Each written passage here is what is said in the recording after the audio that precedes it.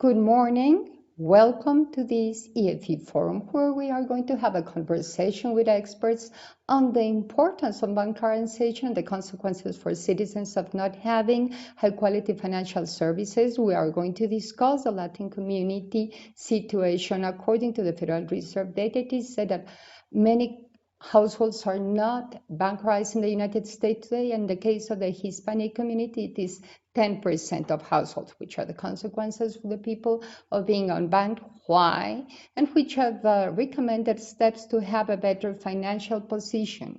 These are some of the questions that we will try to answer throughout the next 60 minutes with the help of experts like Yesenia Quiñones, VP and Community Manager of JP Morgan Chase, one of the most important US banks.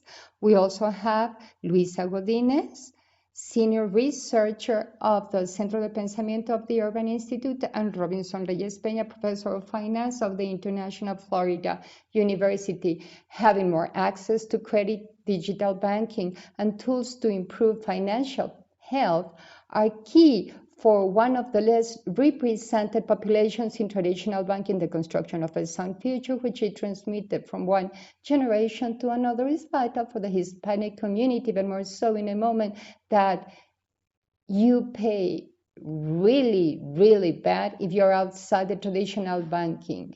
There is a QR code that you can scan and send your questions that we are trying to answer in the next, at the end of this presentation. I would like now to start with you.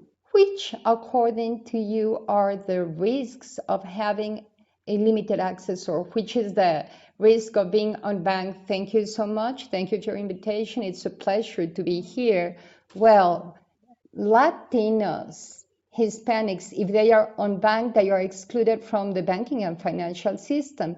And the problem is that these systems rule many other systems like housing or having access to car loans, and this may severely affect the possibilities that families may have to build their personal assets in a sound and sustainable way. On the other hand, many times being unbanked may lead the families to depend on other financial alternatives and financial service alternatives which are not as reliable, or through which many times frauds are committed to them, and they are much more expensive, and they turn out to be much more expensive for the families as compared to traditional services. Let me give you an example, like short-term loans, which generally not backed or supported, they pay higher interest rates, and therefore they might be much more expensive for these families who are in the need to have access to these. Or, for example, going to pawn shops or other similar systems which are not offering the same stability or security to the different families. And finally, I would also like to mention the following.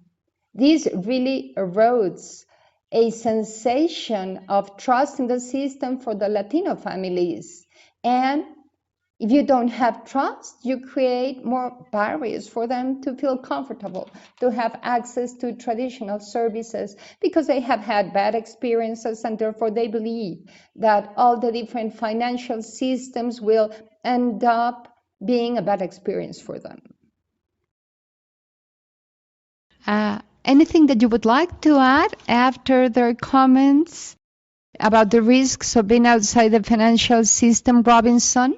Well, I would also like to add that I would like to thank you for your invitation. In line with what Yesenia and Luisa have already stated, I fully agree with them, and I would like to put things into perspective. It is important to think on a very simple system for financing, having the financing options. And a very simple example is the following. Let us think about a person with a very low annual income, $100, just to give you an example, for the sake of this example. And it turns out that next year, that same person earns $150. in a world without financing, and let us assume that there is no interest rate, that there are no interest rates. I would love for this to be the scenario, but let's just assume that in a world without financing, the person is limited to that person's income in the year. So that person is limited to $100 the first year, $150 the second. But if we offer financing, then that person has flexibility and can go beyond its current income. So its capacity is not only 100 but rather 250. That is to say, the person can consume the available income but also the future income. And if we take things into extremes like a mortgage loan, where the person is counting on a salary for the next 25 to 30 years. So when we take a person out, an unbanked person, if there is an unbanked person and they do not have access to the banking and financial system, people do not have access to these possibilities, and therefore it is not at the same, this makes that person not be at the same level of the other individuals. And of even greater concern is that we are not only talking about buying a vehicle or a house or having access to better investments, but on occasions the person can also have personal crisis, financial problems, health problems, and people cannot afford paying what they need because their current income is not enough, and they do not have access to these possibilities, which result from the fact that we do have a financial system. And as Yesenia and Luisa were saying, one of the main concerns is that finally these individuals have to go to a direct market, having to try to get at any rate, accepted any type of conditions, the capital they need under unsustainable conditions that shouldn't even exist, and as they are outside the financial system, they are not regulated. So being outside the financial system, being unbanked, should not be an option.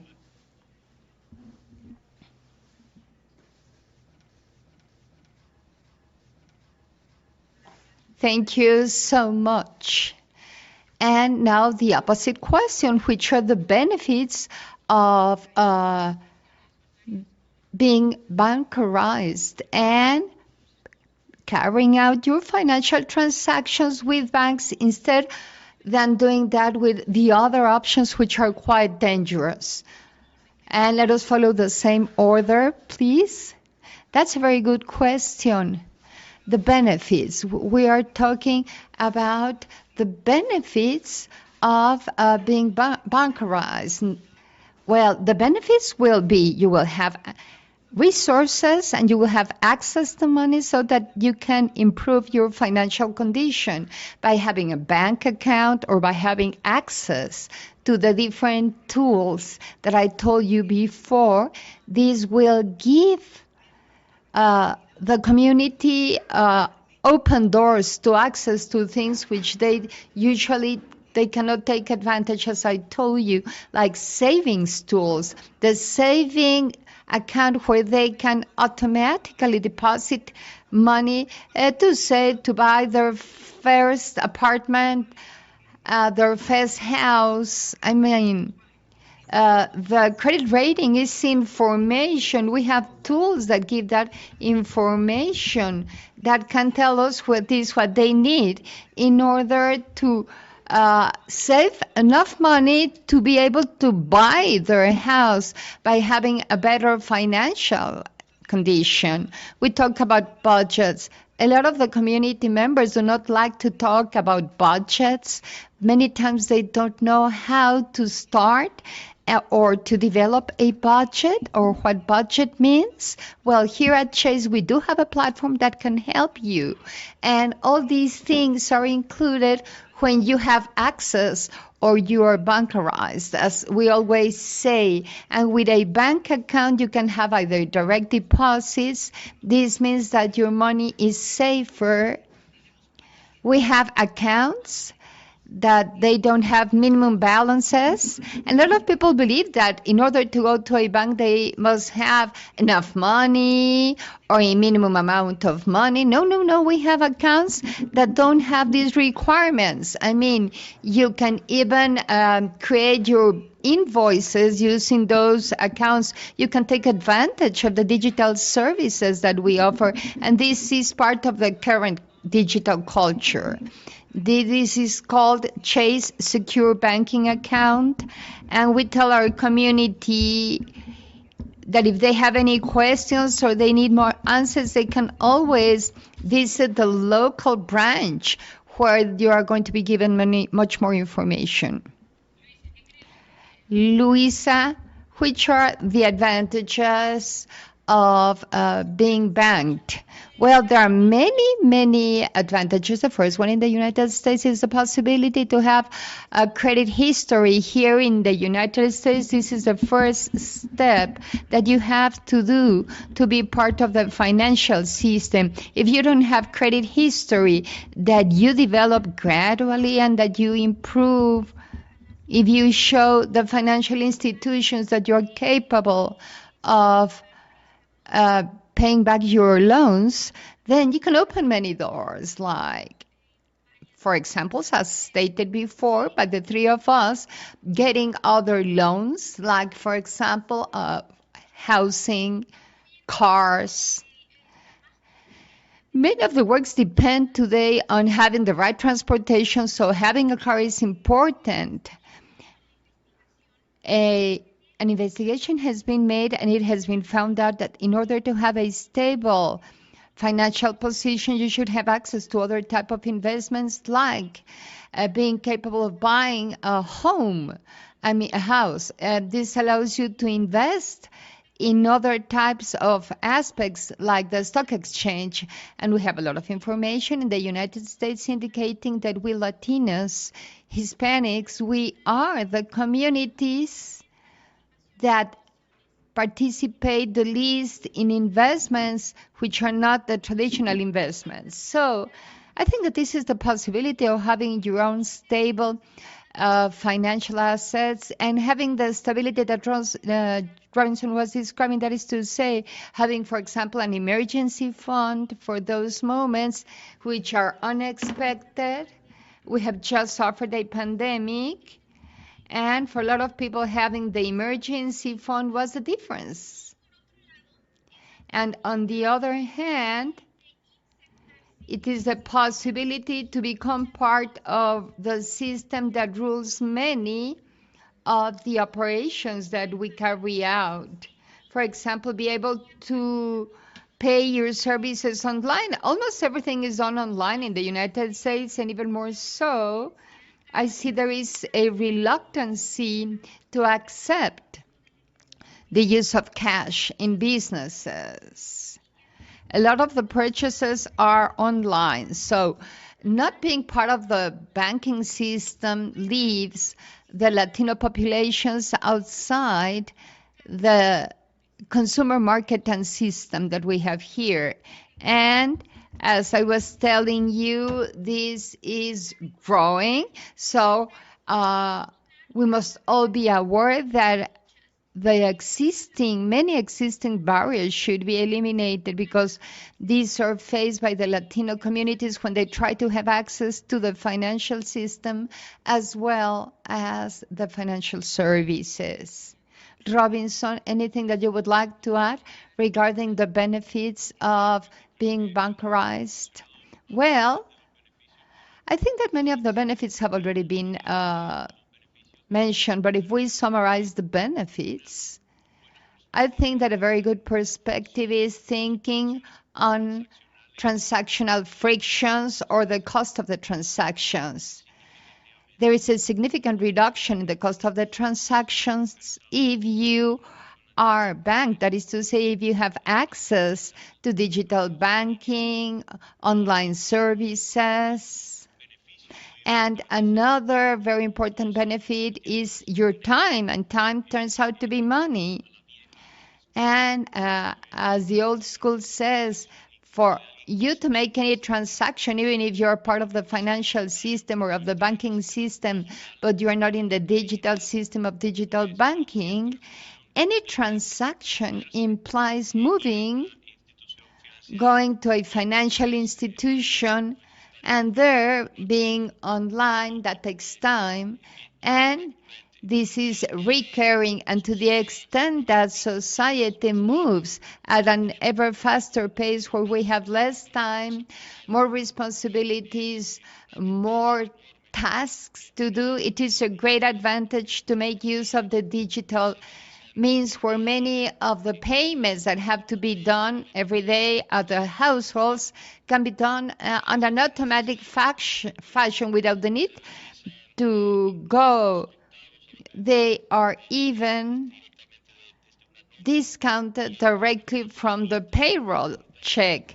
And this really facilitates the management of all these transactions. Something which is quite in line with all this is that being bancarized and being part of digital banking system opens, as stated before, many channels for digital trade, for e-commerce. In Africa, for example, the central bank in Nigeria reported in 2020 the volume of e-commerce duplicated.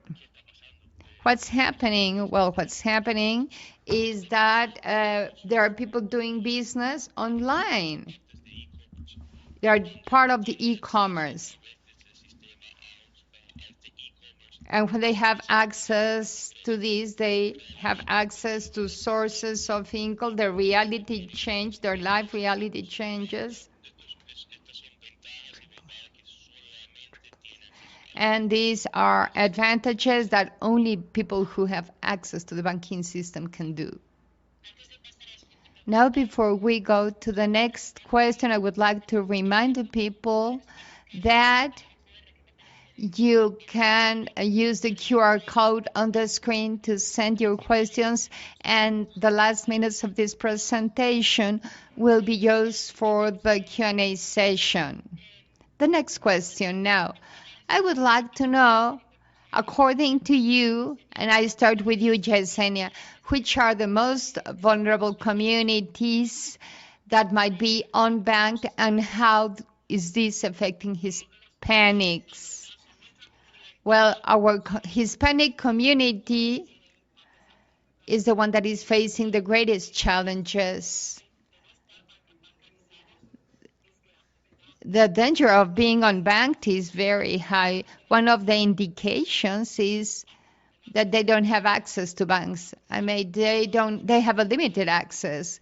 And this translates into the following: if they don't have a bank account, they need to use other services for when they are going to collect money, just to cash a check. They will need to use other services, and a fee will be charged for that service, a very large amount, because they do not have an account with a financial bank, and therefore they have to use other alternatives. Now then, by having accounts with us, or by having bank accounts at any institution, they are eliminating that challenge.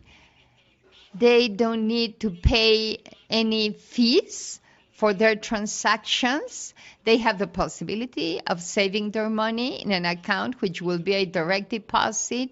Perhaps they are not aware that they can do that, because they believe that they need to have many other things to have an account with a bank or an institution. They have the possibility, or the advantage is that the money can be available at any moment if you don't have an account, when they need to use other services which are not financial services at the bank, but they are outside the bank, they have to wait for the money and make a change, and they will have to pay fees, and that depends on the amount of the check. If they want to pay their bills, they will have to pay a fee.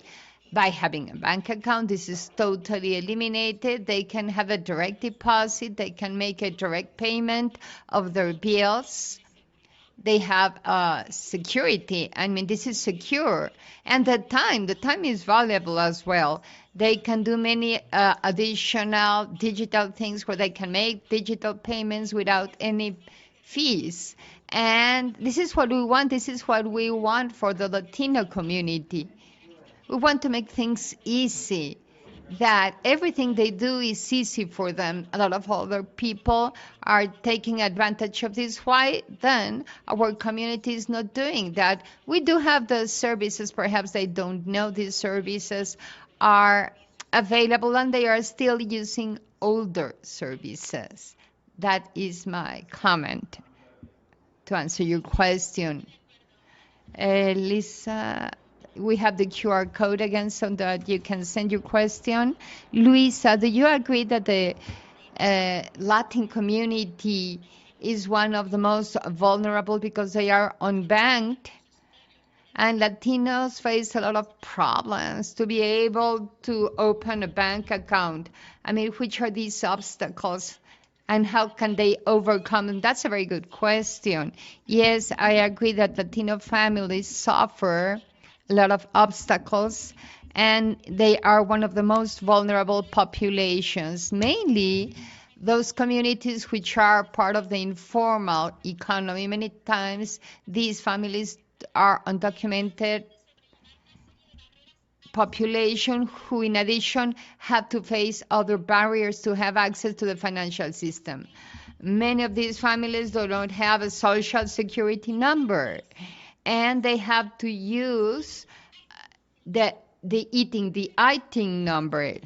But to get this, it is very complicated to get such a number. There are a few people in each state which have the possibility of approving these numbers, and few offer these for free.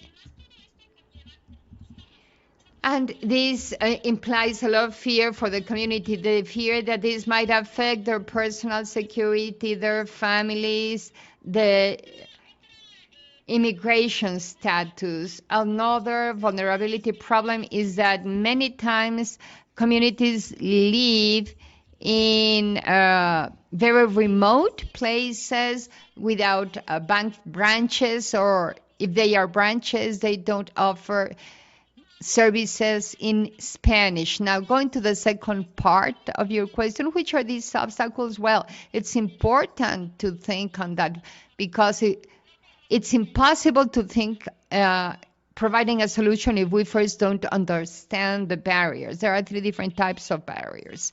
The first one, the cultural barriers, related to the previous experiences that the Hispanic families have had, like not speaking English. It is hard for families to go to the bank if they don't speak English and be able to understand which other products they can have access to. Second, the families might have had bad experiences because of the fraud experiences that they might face.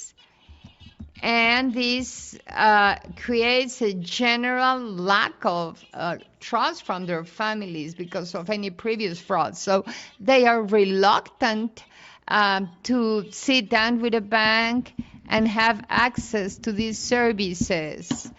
The American financial system is complicated and it is different to the countries, to the Latino countries. So understanding this complicated system is an additional barrier. These are some of the barriers that I have mentioned, but there are also economic barriers for Latinos. For example, having to pay high rates to have access to some financial services, or paying unexpected charges when there is an overdraft. So when people ask people, why are you unbanked? They say, I don't have enough money to be part of the financial system. The problem is that if they are not part of the financial system, they will pay more for alternate services when they need to have access to these services. And finally, the last type of barrier is that the Latino population suffer in the U.S. is the structural barriers. That is to say, not having credit history. Here, credit history is the first step to have access to any type of financial services.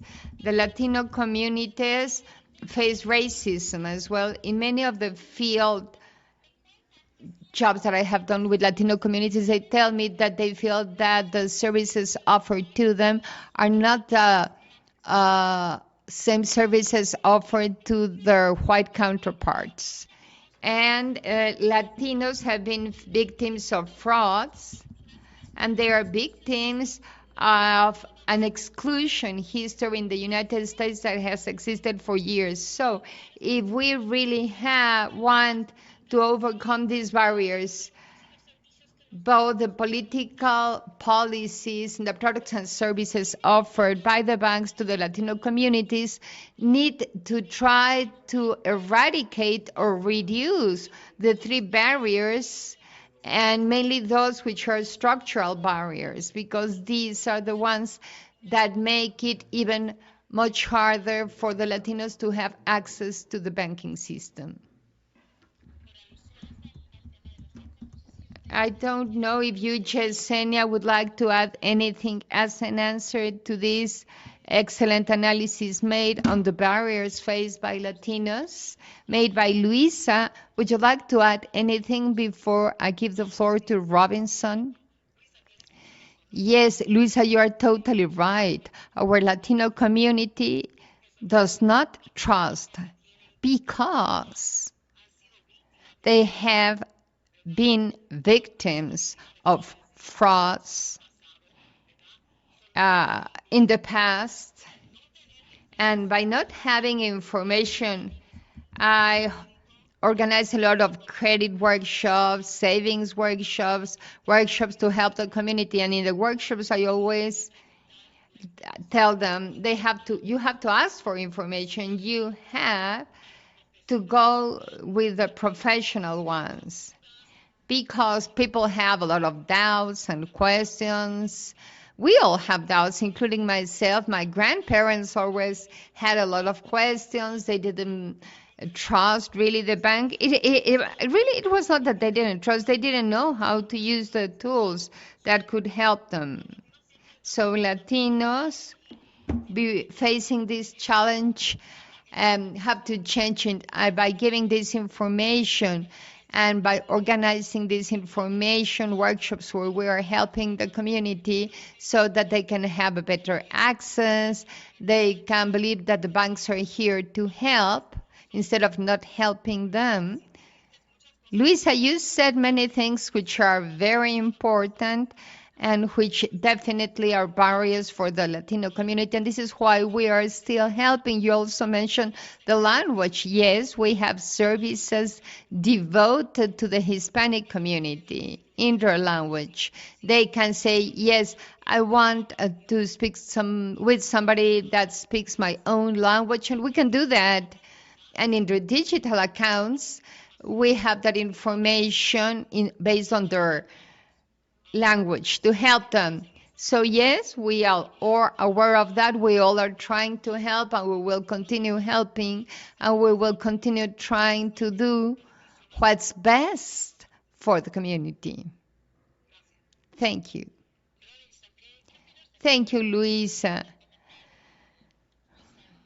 Robinson, which is your opinion on Luisa's and Yesenia's remarks? I totally agree with their comments, Yesenia's and Luisa's comments. Something really accurate mentioned by Yesenia is the word trust, and that's true. There is a process to learn how to trust these systems, how information is handled in these systems, and sometimes people have doubts, mainly in the US financial system. You require a lot of information, you require a lot of transparency for all the different transactions which are performed. And on occasions, this is different to the practices which are lived outside the United States, to which the Hispanic community is used to. Another point that was mentioned is the cultural part. And something very interesting when we talk about the Hispanic culture is that on occasions people may come with the idea that everything has to be used in cash, and that implies purchasing power. If you use cash, you have a very good financial position, and therefore you don't need the bank. And it's just the opposite. People have to understand that they are signaling that they have a high financial position, and to the extent that the banking system, the financial system moves forward, if you handle everything in cash, you really don't have a credit history, credit record, and there is no way to demonstrate which is really your purchasing power or repayment capacity when people try to use the system. So then they realize they don't have access practically to anything. So another barrier that I would like to underline, because I believe that both of you have done a very good analysis of these sectors, another barrier is technology. In 2010, a study was made. It's Hackensteiner, and in 2010, this study compares the Hispanic and the Anglo populations, and they define that the Hispanic populations is less prone to make use of technology like the internet. And within the pool of individuals who do use the internet, when they compare the Hispanic population with the Anglo population, we understand that the Hispanic population uses it with less frequency, in a less recurring fashion. So perhaps this lack of the lack of use of technology is in contrast with a banking system that uses more and more technology. And one concern, and this is my final comment, is that the world is moving towards automation. I was at a branch office. I won't give you any further details on which branch was that, but I realized that all the tellers are automatic tellers. And then we only have at that branch office only one person, and the rest were automatic tellers. And this is also in contrast with the Hispanic culture that likes to have a personal relationship, to be heard, to hear the story, to be friends with the bank officers. I mean, we will need to learn to embrace this new technology and this automation, because it has come to stay. Thank you. A very interesting topic, credit rating. In the United States, this topic is essential for everything. If you want to rent a house or buy a car, how does bankarization allow people to have a better financial position in terms of credit rating when we talk about expenses, savings, or the sending of remittances, as is specifically the case for the Latino community? Well, in fact, using the facilities, the financial facilities or means offered by many of the institutions is wonderful, because it opens this flow of information about the people who start having a credit history, a credit record that turns out to be very useful. Not long ago, we were seeing the Black Friday specials, and many of the specials on Black Friday were buy this and pay this to 12 or 24 months, no interest paid, 48 months even. I don't know how that works at the level of profitability, but I mean, this happens. So if you handle your own transactions within the financial system, has this trajectory, and this record is transparent for the stores, and the credit score reflects this. And therefore, with this credit score, people can have access. It's not the same if somebody outside the system wants to buy furniture for their house, and they need to find the total money to buy the furniture.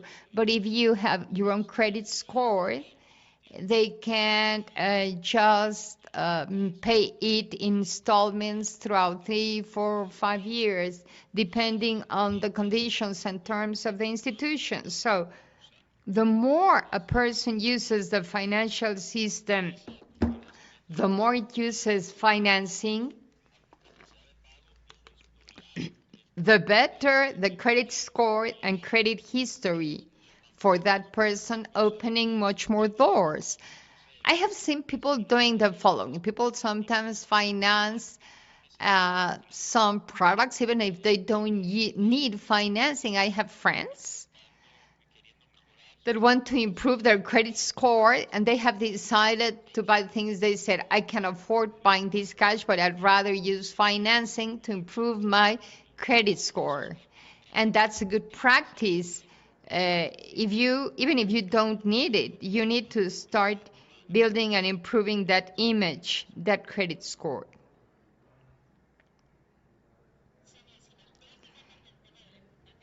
Could you talk to us, Jason, about the importance of the credit score and which are the steps to improve in general the financial position regarding on loans? Robinson, that was clear. Credit score is very important in the United States. I always say that you need to use your credit as much as you can. And our Latino community does not like to use their money. They don't like to use credit. I mean, they see credit as something which will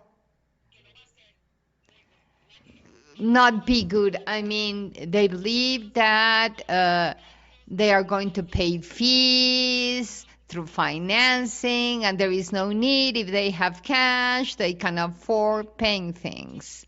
But what a lot of the Latino community members don't know is that in order to buy a house right now, if you don't have the total amount, you will need to ask for a loan, and that will be necessary to buy a house. How can you do that? Is with your credit score. How can you improve your credit score? As Robinson said, a lot of people use their credit cards, take loans, so as to try to have credit, because the credit is based on 6 months when you're accumulating or having that or creating that credit score. The higher the credit score, the better. And the higher the credit score, the greater opportunities to have lower interest, pay less. And as Robinson said, you also need to have an emergency fund in savings. And the higher the credit score, the more opportunities to pay less interest. And you will have opportunities that perhaps people have not had before, like buying a car that will make your life easier or buying your house in order to have that financial generation for your children and families. So credit score is very important here. In Chase, I am the community manager and I give workshops on credit scores. If people come from other countries, how can they have a credit score here in the United States? The children or people who do not have loans, how can we ask for a loan? Talking about and understanding the credit score is very important, and the Latino community must understand that a lot of the things that we do here in the United States are defined with their credit, having a business, buying house. You need that. The better your credit score, the easier to do that. And you can always ask, what is it that I have to do in order to have a credit score and a good credit score? Thank you. We are running out of time. So let us start with the first question that we have received through the QR code.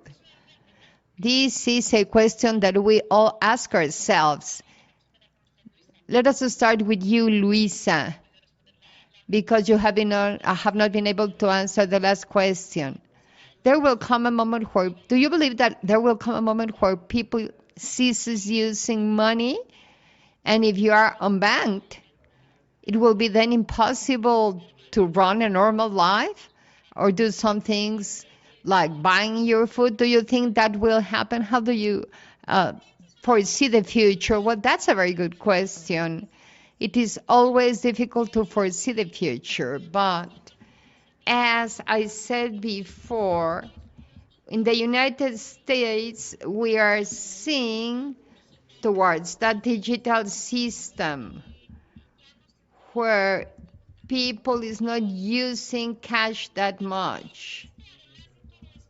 In addition to this, we see a whole series of financial products and services, the fintech, it is called fintech, which are these financial products using technology. I think that all this has to be considered from two different angles. The first one, yes, it is much harder for people to make payments in cash, even payments that are not necessarily related to financial services, paying gas, electricity, the cellular phone, and you have to resort more and more to online payments. A lot of people are starting to use prepaid cards, but the benefits of prepaid cards are really not comparable to the benefit of having a real insertion in the financial system because of all the reasons that I have just mentioned,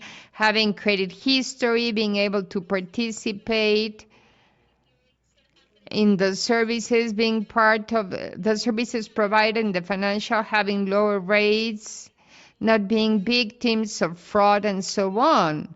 On the other hand, now that we see this greater use of fintech products, there is a storytelling explaining, and this is an anecdote for the moment, that we Latinos tend to use these fintech products, financial products, more than the traditional products. But the problem is that by having access to these products, which are still not regulated as the traditional financial services, many times we are again victims of frauds. I think that Robinson mentioned this idea of pay a product now, or rather buy now and pay later. Well, many studies have found that these type of fintech systems are or may be a fraud or had very high interest rate for consumers who say, okay, I will be paying every month. Yes, but if you cease paying 1 month, you are going to lose the product. And in fact, you pay much more than if you were part of traditional banking systems.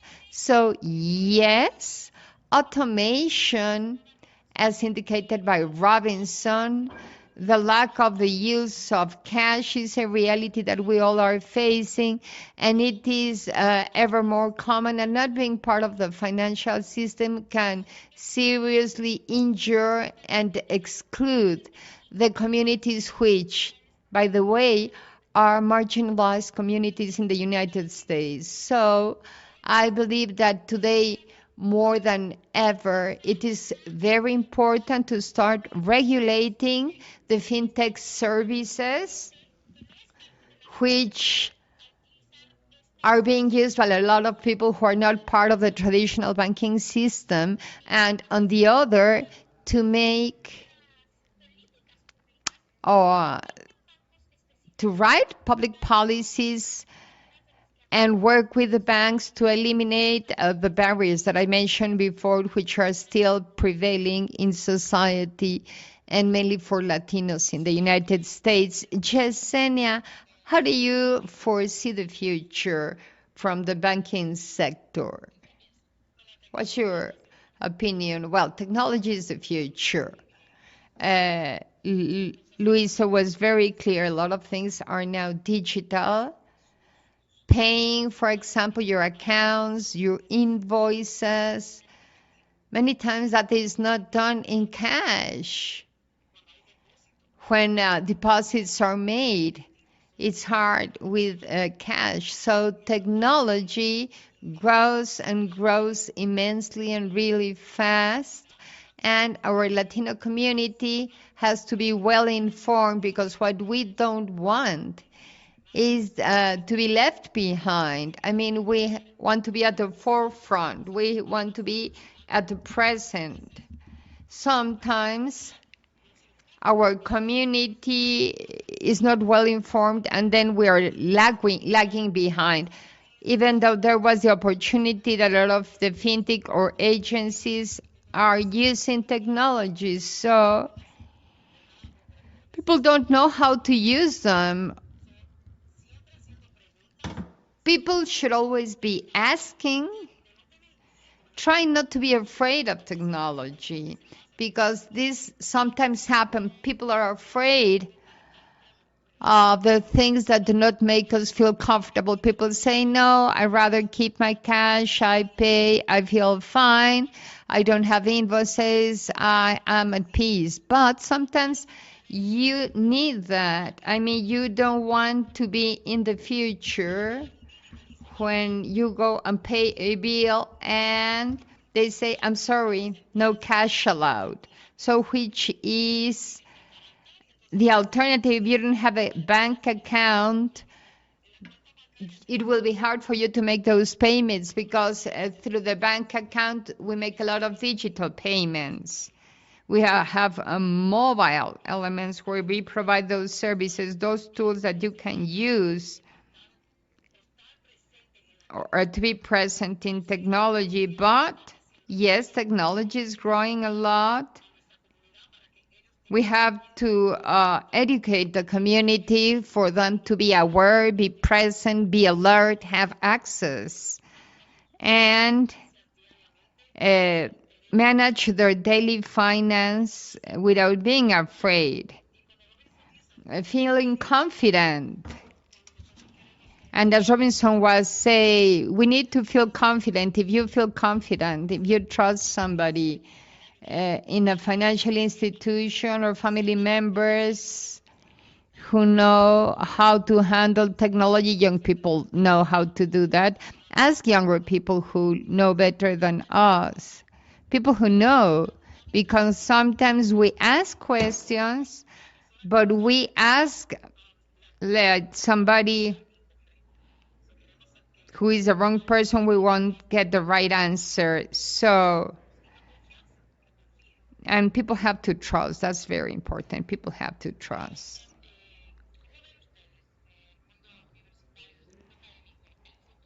How do you foresee the future from the academic world, from the universities? Thank you so much. But before doing that, I would like to underline Luisa's and then Yesenia's comments. By using all these products and services, it is so important to understand how the product works, having all the information, because just as there are many very good products, there are other types of products and schemes which are not that good. And if Paula, if you ask us about the future, this is an anecdote that will summarize what Yesenia was saying. This is the future. These digital coins and technology. And this happened to me in a trip. I was in Asia, and I had US dollars. And I had to go to the airport to fly back. And I realized then that nobody was receiving foreign currency, US dollars, but nobody had local currency to help me and exchange the US dollars. Everything was handled through apps. The taxi was an app, and at the different businesses where I tried to buy something, it was impossible. It was only apps. Everything was done with the app, and I didn't have then the apps. I was unbanked there, and it was a nightmare because I almost lost the plane. It was almost impossible for me to reach at the airport. We had to go to different bank branches, and finally there was a branch where I was able to make the transaction and get the local currency to pay for the taxi. So, in fact, I believe that the future is going on that direction. The reality of COVID, the lower use of money, this triggered the speed at which we were working. The digital world really moved forward a lot after COVID, and we have to embrace that change. And I have already lived with this story a preview of what will happen to people who are unbanked. We have already run out of time, but I would only like to ask you all in 30 seconds, the three of you, in 30 seconds, please. Could you give us a piece of advice for somebody who today has no bank account, an unbanked person? For those who are really afraid of doing that, what can you tell that person who would like to be part of the system but is afraid? 30 seconds. Visit your local bank. Determine what you need this account for. Information. Ask. And visit the local financial institutions when they have answers for you. And please open that bank account. That bank account will help you all. But for the first time, go for that information so that you don't have any questions in mind. Luisa, your 30 seconds. Thank you so much. First, please understand the system.